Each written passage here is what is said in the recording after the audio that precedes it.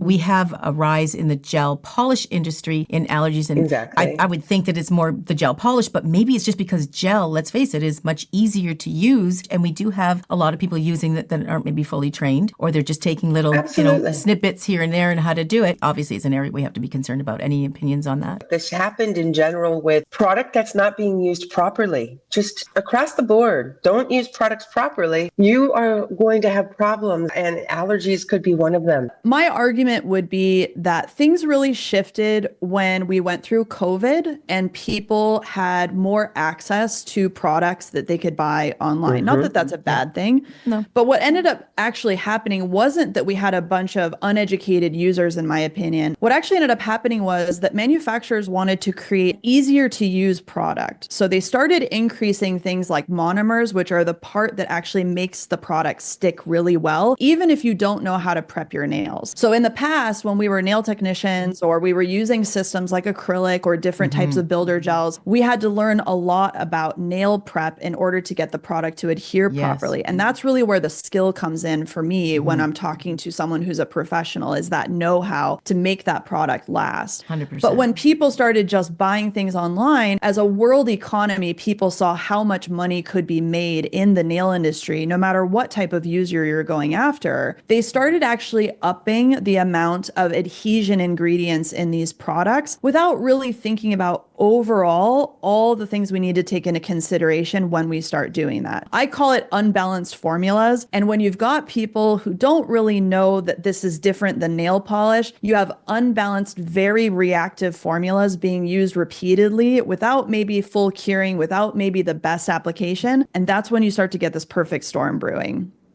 A lot of confusion, too, because I go to the drugstore or the department store and you see a whole rack of nail polish that actually says gel polish, and you're looking at it through a clear bottle, and I can see the kind of like, that's not gel polish. Otherwise, it'd all be cured on the shelf right now. Those kinds of things are just so confusing to the general public of, oh, gel polish, I can get that and then just put it on. And my gel polish doesn't have to be cured under a lamp. So it's even extra confusing to the public.